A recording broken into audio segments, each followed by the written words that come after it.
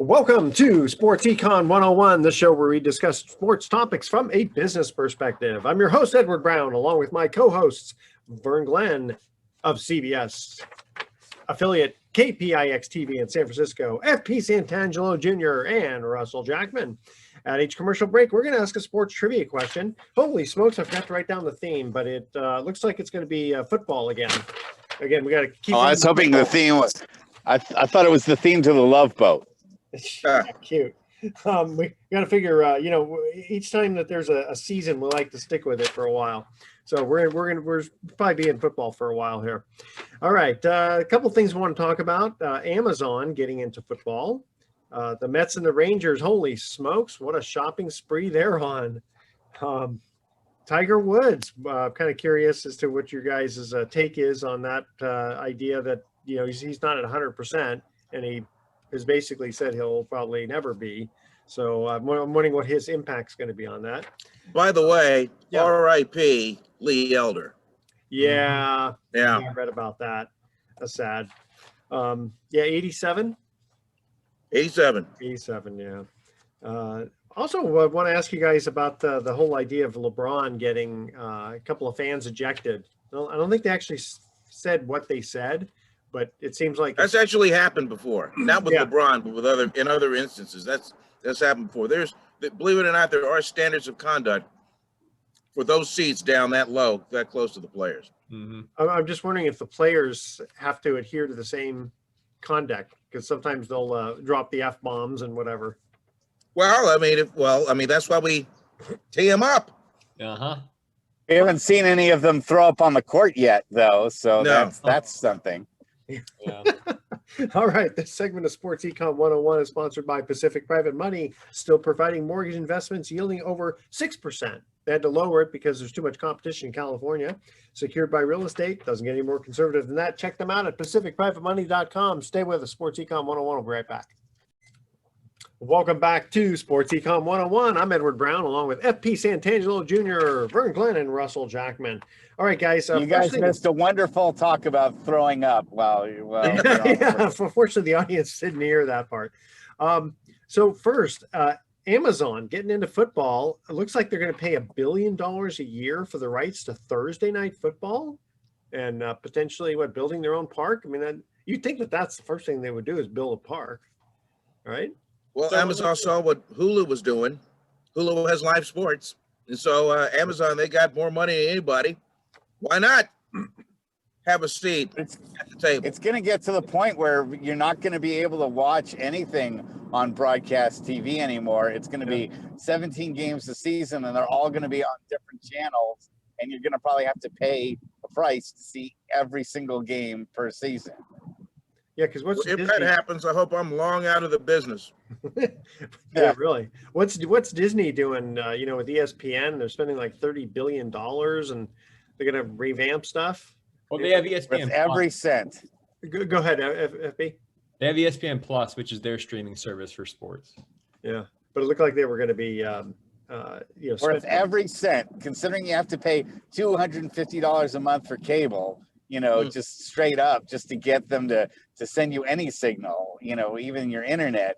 And then you have to pay $5 a month here, $5 a month there, $5 a month here, $10 for a pay-per-view, $20 for a pay-per-view, $50 for a pay-per-view. It's really bleeding America and the rest of the world dry, and they are going to kill this golden goose. They're really on the precipice of people just saying, enough already, and I'm not paying extra money to see stuff that just a few years ago I could see for free.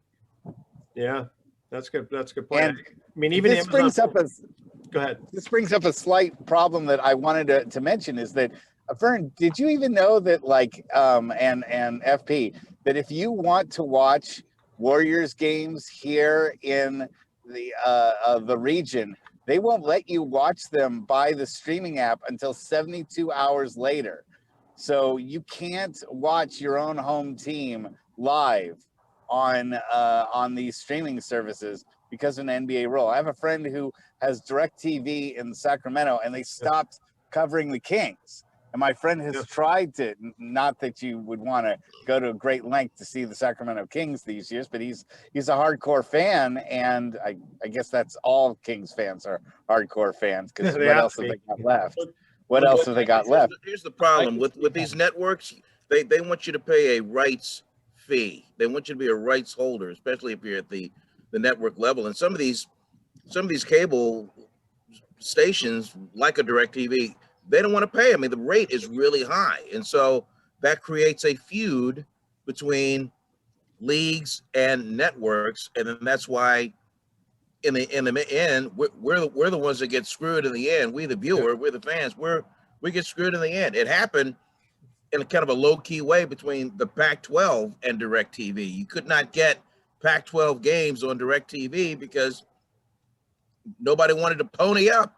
Now they've worked it out a little bit, but still, I mean, it's, you know, if you're, but shouldn't you be able to got watch a dual income house, and you're working to put food on the table, I mean, you want to be paying extra to see your favorite. If you're willing to pay, if you are willing to pay, though, you should be able to watch live games in your area that are with a local team without the blackout rule being enabled. And that's the thing, is when it used to be blacked out, then you used to be able to watch it. FP, go ahead, FP.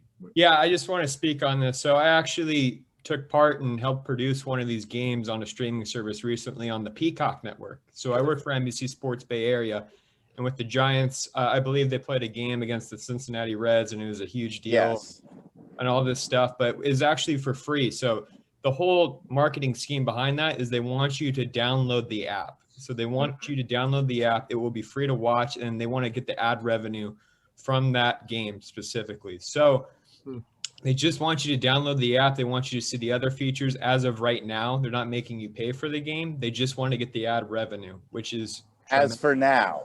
I know the numbers behind it. We have a lot of meetings. It's really good ad revenue. So these are new things. YouTube games, that's another thing. Free. It's free. So it's trying to give more access actually to other regions and not have as many blackouts. So this is another way. How many downloads do you think it'll take before they hit what their target is? Well, I think they're just trying to get as many downloads as possible. It's just trying to get people to download the app, because Peacock is a new launch network, or a streaming service, I should say, rather. And they're trying to obviously pivot to sports. The biggest pull for them right now is having The Office on the Peacock, which is obviously one of the most famous shows in American history. So they also own all of the WWE footage now. too. That's true. That's very true. And then they're going to start streaming the Premier games as well, Soccer League, Premier League. So it's these are steps and things that are going to just a new way of life, and it's streaming. And you know, it was inevitable. We've talked about this in this industry since, I mean, I've been in this industry not even close to as long as Werner Rust, but for 6 years now. And that was the main thing, is how are we going to do a continuous streamlined show and get our ad revenue in? So this is something that is brand new, and it's really going to be here to stay, because the attention span of my generation and younger generations below me just won't hang with the commercials and this and that. There's got to be other ways to do it, and it's got to be instantaneous. Yeah. You're going to be able to click a link, and it's got to be there available. You can't surf channels. It can't be on TV. It's got to be on your phone. It's got to be on your laptop. Yeah, everyone's watching. Since this is 14, I'm just curious for the viewers out there that are maybe at an advanced age, not technically sound. How do you make money out of living in the app world? So that's one of our hardest challenges. And what we try to do is we try to get people of influence, particularly on social media sites, or maybe even a target demographic of how to watch this game specifically. So say, I don't know, a lot of people read the news, right? So maybe, or older people read newspapers or this or that, whatever it is. We want to try to get the word out on these forums. This is how you do it. And we want to make it easy as possible. We want to make it easy, accessible for everyone.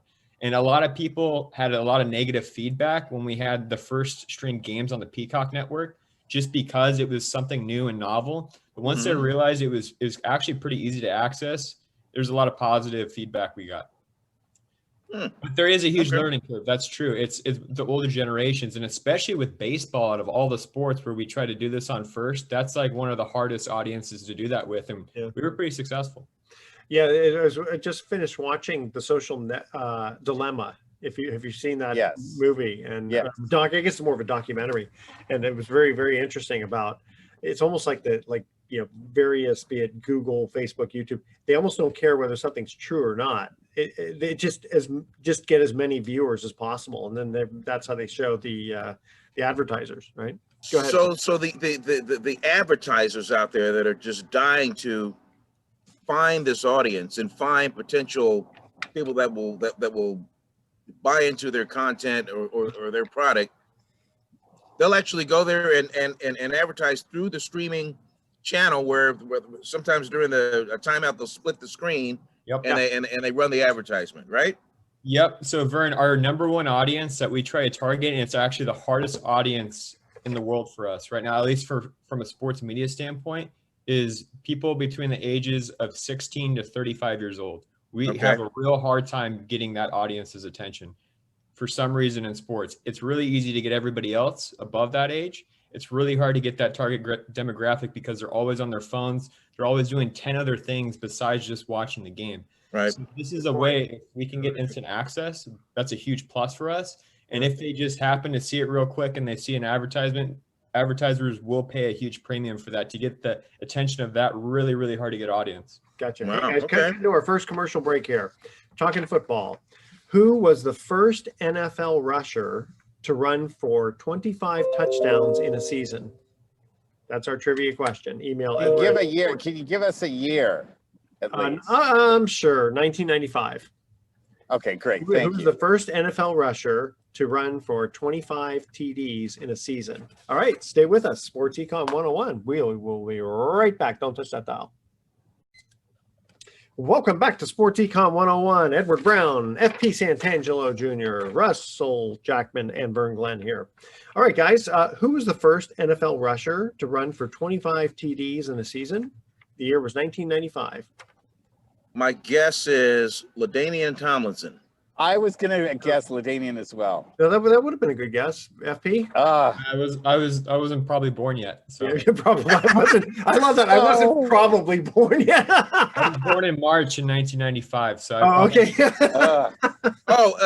Here's another guess. Marshall Faulk. No, no, and it's a normal name. A Hall of Famer. Goes around the country still giving a lot of talks. Emmitt Smith. Emmitt Smith. Yeah. Emmitt Smith. Emmitt Smith. Yeah. Okay. All right. Yeah, it's interesting. I met him at a business meeting. They had him as a guest speaker, and he was talking real estate. And you know who he hooked up with? Roger Staubach. Really? Yeah, 'cause Interesting. Roger got into real estate and was really sharp, and so Emmitt kind of got on his coattails, sort of like Ndamukong Suh gets on with Warren Buffett. I guess those guys are kind of close. Kind of cool. Something that just always resonated with me. Emmitt Smith is the first NFL player or first sports athlete that have been around that when asked to sign something, he looked at him and said, sorry, I can't sign that. It was like a jersey, but it was made by a different company or whatever, and he would not sign the jersey. Because it was a different company? Yeah. Wow. Wow. Yeah. Whether it was Adidas versus Nike or whatever, and it was he just looked at the jersey and went, "Oh man, sorry man, I can't sign that one." I wonder if he's So maybe that's in his contract. Yeah. Yeah. It had, I'm sure it was a contractual thing. Wow. He was a super nice guy. I mean, he apologized to the fan and go, "Hey, I'm sorry, I just can't sign that." Wow. Maybe he signed something else, Did the fan offer his forehead or something? I don't know. The tape and then put it on there. Yeah. Okay, let's move on to a little baseball here. The Mets and the Rangers on a shopping spree. Corey Seager, 10-year, $325 million. Max Scherzer, 3 years, $130 million. And Max is 37 years old. Yep. Get him out of the NL West. Yeah, that's all I care about. Well, are they going to assume that Max is going to be like another Nolan Ryan? Keep bringing it. And let's don't forget Marcus Semien. He had 40 some odd bombs last year. He signed a deal for $175 million. So all told, I mean, the Mets are the Rangers have spent like a $500 million. $500 million. But It's crazy about how these teams are just all in like that. What I loved was the news was saying the Dodgers are going to re-sign Scherzer. The Angels are going to sign Scherzer. The Giants are going to sign Scherzer. And of course, he goes to the Mets.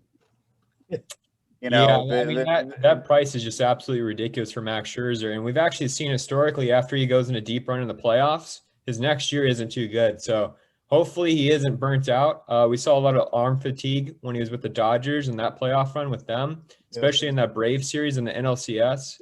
It's going to be interesting. I'm the biggest Max Scherzer fan of all time, and to watch him and Jacob deGrom, if they both stay healthy, pitch is going to just be fantastic for the sport of baseball. Yeah.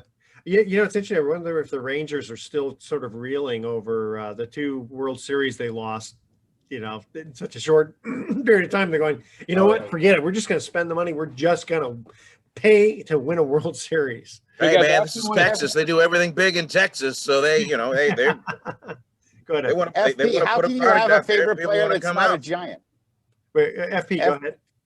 Well, I got to watch him a lot when in DC when FP Senior was the broadcaster for the Washington Nationals. So I got to meet him personally and talk with him a bunch. He's a psychopath and a really good person. So there's a lot of correct fun. me if I'm wrong. He's one of the few guys that like an Australian Shepherd. He's got like different color eyes. Oh yes. Eyeballs.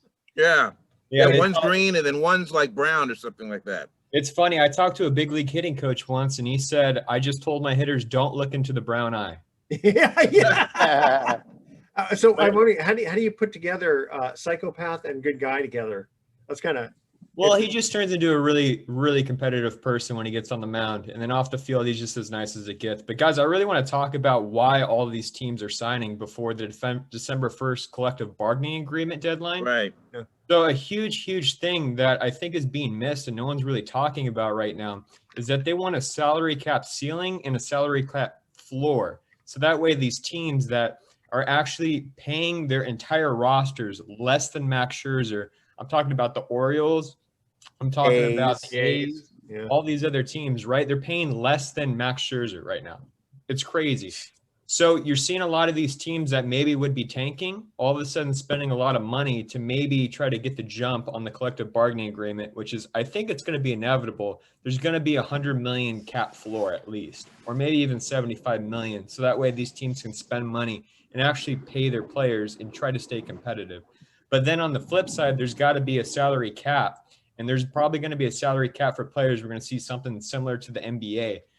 So we might see things like 4 or 5 years deals like we're seeing from Max Scherzer right here in the future. And I think it's going to bring a lot of change to the sport. I think we're going to see a lot of stars move around to relevant teams. And it's just going to be interesting to see how the whole thing pans out. But unfortunately, I got to report this today as of Friday, November 30th.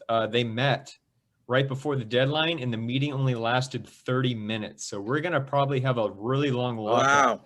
And I've been hearing from people within the baseball circle that there might not be a regular start to the season, maybe a month or two past the regular starting date, because it's pretty ugly right now. Nobody's really seeing eye to eye.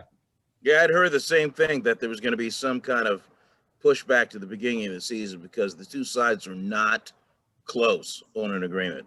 No, not at all. What's the A's payroll? How much is that? No. Roughly. I don't really. How much you got? Moving a lot. How much you got? Yeah. I don't really Yeah, know. they've always had small market mentality with paying their players. I mean, they will not pay big dollar for a free agent to come in. I mean, they want to do mid-season transactions. They go on a free agent contract that maybe is expiring at the end of the season, like a Starling Marte, and just ride it that way.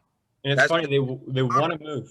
They want to move to Las Vegas, right? And in that market, everything is about going big or going home. So you're going to have to spend a lot of money in that market if you want anybody to come to a baseball game. You have to actually bring in stars. So it's going to be interesting to see what they're going to do if they actually do move to Vegas. They have to spend money, or else no one's going to care about baseball. Aren't they still? Isn't there still talk about building in Oakland? Yeah, at this point, you can see it. You can see the plan, exactly what they're doing. They're getting rid of all their stars. They're trading everything. They're marking up season tickets. They're marking up concession stand prices to try to drive down the attendance, so that way they could go to Major League Baseball and say, hey, look, nobody wants baseball here in Oakland. And that way it justifies them moving. Wait a minute. Didn't I see that in the movie Major League? Well, that's exactly what's happening here. Pretty much. Yeah, that's what they got. It's very sad because Oakland baseball has such a rich history, and I think Oakland baseball fans and just Bay Area sports fans deserve a lot better. Yeah, and from a revenue standpoint, I mean, I feel bad for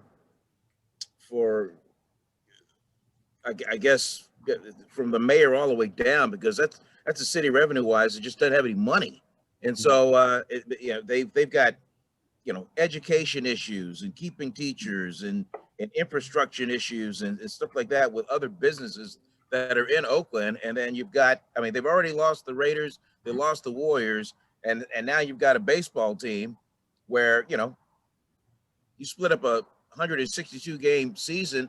That's a lot of jobs around the Coliseum, and a lot of those jobs are going to be lost now if they lose the A's. And I believe the A's have already purchased land in the Las Vegas area with the I guess the option to build a stadium if they want to. I think that land has been bought, which is a bad sign. Yeah, I guess they couldn't share the stadium with the Raiders, could they? No. Oh, we're well Not gonna- past not gonna multiple happen. use stadium. Not going to happen. Yeah. I mean, Vegas went to Mark Davis with a wheelbarrow full of money and went, here, come play in our house. And then that was it. Mm-hmm. We're never going to see a multiple use stadium again. No, I don't think so. Teams are I don't worth think too so. much. Yeah. Yeah. That's a little too much. All right. We've got 1 minute before we have to cut to a break. Really quickly, LeBron James gets a couple of fans ejected, which Vern has mentioned before that that's not the first time that it's happened, No. not necessarily with LeBron, but with other players. So there's a code of conduct for fans when you have certain seats, probably in the whole stadium, in the whole, arena. But do the players have to keep up to the same standards? I mean, yeah, they might get a technical foul, but go ahead. What the fans allegedly said was he wishes his kids would die and that they would die in a horrible accident. So I think that's crossing the line first and foremost. And I don't think players say that to each other ever. There's No. things that you That's don't kind of say. that's weird. Yeah, that's just something that's not okay. And I think that completely justifies ejecting fans. I know. Why can't people just, it's one thing, like you said, if you boo a player or something, but that should be the end of it. All right, cutting to our next commercial break here. Football is what we're talking about. In 2004, the Colts, Peyton Manning broke Dan Marino's season touchdown total by throwing 49. Marino of the Dolphins had 48 in 1984. The record was previously set in 1961 by which quarterback? 61. Come on. Is it AFL or NFL quarterback in 1961? Well, they didn't. Oh, that's right, because they didn't merge. I'm pretty sure it was the AFL. All right, I'll read it again when we come back from break. Stay with us. Don't touch that dial. Welcome back to Sports Econ 101. Edward Brown, FP Santangelo Jr., Vern Glenn, and Russell Jackman. In 2004, the Colts, Peyton Manning, broke Dan Marino's season touchdown total by throwing 49. Marino of the Dolphins had thrown 48 in 1984. The record was previously set in 1961 by which quarterback? And you said you think it was an AFL quarterback I think in 1961. yeah. I mean, it's Okay. the team is still in existence under a different name, but I think they're still considered in the AFL. Yeah. So an existing team went by another team. Vern, When they you were don't in know the who AF it is. They- Just say you have no idea who it is. The team moved, kept the name for a little bit, then they changed the name of the team, and then the old venue got a new team. I mean, I'm making this more complicated than it needs. Okay, so this is this sounds like the old Houston Texans in 1961, right? And the quarterback of that team was, oh gosh, But not the Houston Texans. It was the Houston Oilers. Come on. 61, 19. Okay, he ended All up. I got is Warren Moon. No, no, That's no, all no, I can. No. This is 61. This is like this. I know. Like, Okay, he went. what was it? It wasn't Lynn Dawson. Was it Lynn Dawson? No, because he went to the Chiefs. I mean, he was. No. Yeah. But Lynn Dawson started in the AFL, Okay, with it. Okay, playing for the Dallas Texans, and then they moved to Kansas City and gotcha. became Okay, the Kansas so City this Chiefs. quarterback ended up being a quarterback and a kicker for the Raiders. Oh, George Blanda. George Blanda. Oh, Wow. okay. I had that. The Oilers, yeah. And then he tied. Okay, what quarterback did he tie in 1963? Come on, Y.A. Tittle. There you go. Y.A. Tittle, number You always have 14. to have a Y.A. Tittle trivia in the show at some point. You know why I like that? You know why I like Y.A. Tittle? Because the 49ers gave up on him. They cut him. They got rid of him. Yeah. Because they wanted to bring up Billy or John Brody. John Brody. Yeah. Okay, and so Y.A. Tittle goes to the Giants and wins an NFL championship. Yeah. Hmm. I know. Boom. Amazing. Hey guys, really quickly, Tiger Woods. So Yep. just him practicing kind of makes a viral video. So apparently, he says that he'll probably never be 100%, which is understandable after the accident. So I'm just kind of wondering how much of an impact on golf do you think this will be? Because it's like an impact on golf in tournaments that he enters, but Yeah. I think Vern, your voice, his your brand- microphone is cutting in out a little bit too much. How about now? Yeah, it's still a little bit out there. I don't know why. It is what it is. What can I do, man? Hey, it's the internet. It's the internet. There you go. Right. Okay, but go ahead. I can hear you though. Go ahead. But the point being, his brand is so big. Yeah. It's as long as he even grips a club and is on camera and says golf is a great game, that's going to help the sport. Gotcha. Did you know that it was like 50-50 as to whether they were going to amputate one of those legs? I did not know that. Yeah. Wow. I mean, they had to think long and hard, but they decided to try and save the leg, and they did. Now, he says, as you said, he'll never be 100%. Yeah. There's no way he's going to ever play full-time on the PGA. He wants to reserve the right to select events that he wants to play in. And Tiger's done his homework because he knows that Ben Hogan did the same thing after his accident. And so he's just, being a historian that he is, he's just kind of following that model. So he's going to pick and just see how physically he is able to play, because anything less than his standards, he's just not going to do it. Well, Ben Hogan, was he in a car accident? Yeah. Yeah. Yeah. And came back. Oh, yeah. Amazing. Yeah, and I guess just with the name Tiger Woods, you're right. Anything he touches is still going to be at least. Absolutely, absolutely. Because golf has been, they've had some really good players, just and a lot of somewhat newbies come out. They've had some really good players, but Tiger is the one that made it mainstream. So the everyday man go out and get a cheap set of clubs and go out and play.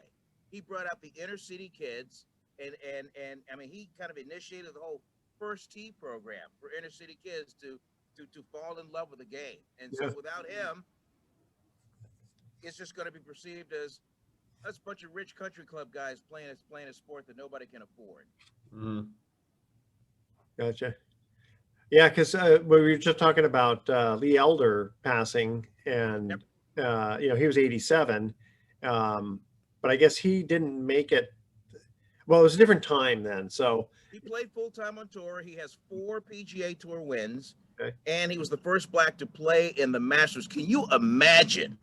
Can you imagine the hate around Augusta, Georgia in 1974 when he showed up to play in the Masters? But in the 70s too. I mean, I can understand in the 50s, I mean, not I understand, but you know what I mean? It's like, I understand. Edward, it's the Deep South. Yeah. I know, but I don't know. I guess, because I grew up in the 60s and 70s, and it's like, here in little old Northern California, peoples is peoples. And so we just never really thought about it. But do yourself a favor, not really a favor. Give yourself 2 weeks, move to Georgia. Yep. Just move to rural Georgia and just see what life is like. Okay, so I haven't been. It's a culture shock. I haven't been in Georgia. Okay, the only southern. And I lived 5 years in Alabama. Oh, So I know. I bet you do. Yeah. So I've never been to Georgia, but the only South I've been to is Southern California. Does that count? No, it does not. Sorry. No. I just want to make sure I make that clear. It's not the same. All right. What else you guys want to talk about? Yeah, do try driving across the United States. You'll learn a lot about this country. I've driven across the United States twice. You'll understand why Trump was elected. Yeah, you learn why there's the thing called the flyover state. You'll understand what that all means. And you'll also understand the term Nebraska, because I challenge anyone to tell me where Nebraska ends and Iowa begins. There's no sign that says you're entering Iowa? Oh, sure. But you tell me 5 minutes later that you can tell me the difference between Nebraska and Iowa, because you can't. There is no difference. So it's just one giant state that I call Nebraska. Yeah, it was all cornfields, right? Yes. It's all yes. flat too, isn't it? All flat. All flat, yeah. And drive as fast as you can without getting caught. I remember going into a place called Independence, Kansas, not Independence, Missouri, but Independence, Kansas. Yeah. Flying to Oklahoma. Yeah, there's a football power there. The Independence Community College. Okay. Featured on an episode of Last Chance U. Oh, gotcha. Okay. So I have an Independence T-shirt, Independence football T-shirt from that school. So we the reason we went there was we actually financed the purchase of the Arco building, the Arco pipeline headquarters building in the 90s. They were selling it going down to Houston, and so our borrower came to us. So he said, well, we want to check out the building. So we fly into Oklahoma City, and it's about an 80-mile drive. And I'm looking, and I didn't realize how flat it was there. I mean, you always heard about, like, Iowa, Nebraska, and all that, but I didn't know Oklahoma City to Independence, Kansas was going to be like that. And I'm looking, and there's like, I mean, it's just like until the eye can see, right? And I see this little mound that's probably 50 feet high. And I said, and I tell our driver, I go, I bet that's really expensive land, kind of kidding around. He says, no, actually, you're right. It's just like the highest point for like 100 miles. Oh boy. And I guess that's where the flat earthers come from, right? That's pretty flat. It's a big country, man. Yeah. Yep. Yes, it is. All right. We have a couple of minutes before we have to go to break. FP, what's on your mind? Me? Yeah. I'm just worried about the collective bargaining agreement. I'm always looking at the news that's coming out about it. I hope we have baseball. I know we just had a fantastic season of baseball, and I hope they can continue it. But besides that, just how the NFL is going too. Everything's looking like it's trending upward in sports. And of course, must-watch TV right now, regardless if you're in the Bay Area or not, Steph Curry. He's one in the 18-2, guys. That's 18-2. Crazy. It's not just he is the greatest showman in the game. Yeah. And the Warriors, make the mistake, are back. Now, by the time this show airs, the Warriors and the Phoenix Suns would have played twice in a home and home.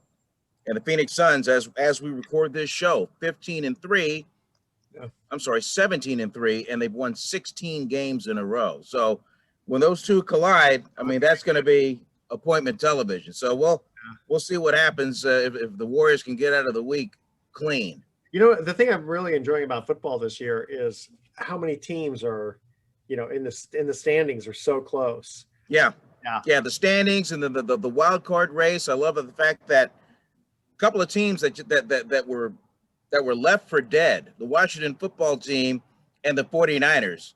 Mm-hmm. What a difference 3 weeks makes, because each team won 3 straight games and are right in the wild card playoff hunt. So I love those kind of stories where, almost in Rocky Balboa fashion, they get off the canvas and they just start grinding and just punching their way back into relevance, which is exactly what's happening now. Well, how about those? And if Northern California had all the tears that were flowing from Seattle Seahawk fans, the drought would be over right now. Last night, the crying on Monday Night Football by Seattle fans for losing and pretty much ending their season was enough that even I think the Seattle folks were like, that's a lot of moisture coming out, you know, and they're used to it.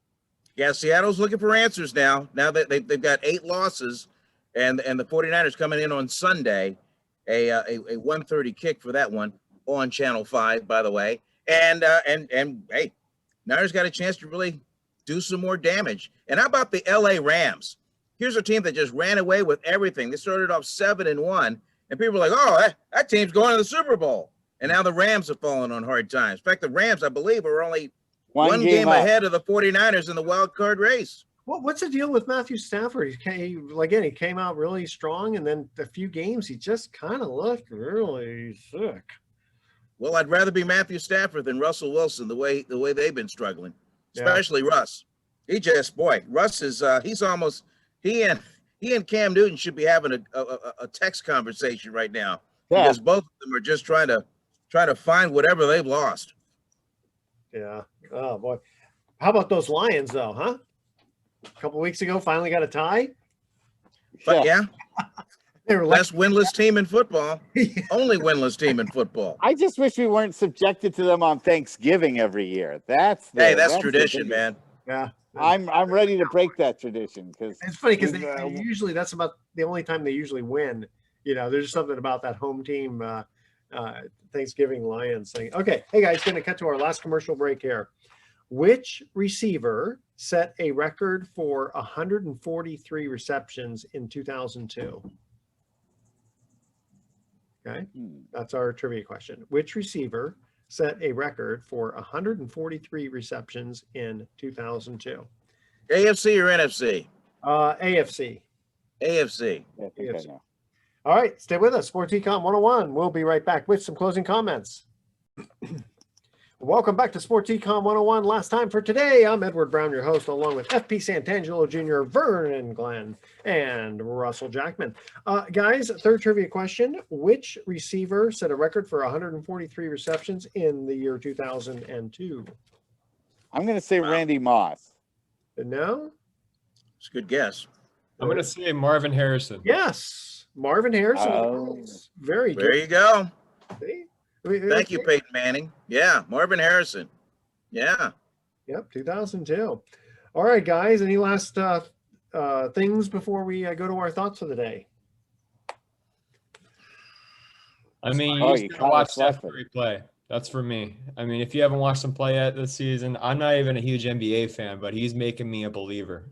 Let's just put it that way. I can't. I'm a huge NBA fan, and I agree, but it's not just that. The Warriors don't have a bad player on the roster. You look 1 through 12, and every single player there has a role and knows what they're doing this year. And that's a big difference from the last couple of years where the Warriors, with their injuries, didn't have guys stepping up and filling in the roles that are making them 18-2 this year. Yeah, it was always kind of frustrating when you had certain big men who just couldn't. You know, it's like it was painful to watch them sometimes. You know. Okay, guys. I will say this though, real quick before your thoughts for the day. We're talking so much about the Warriors, and Klay Thompson hasn't even joined the team yet. Yeah, good point. Let that one marinate a little bit. Yeah, very good. What a problem! What a nice problem to have. Yeah, exactly. Embarrassment of riches.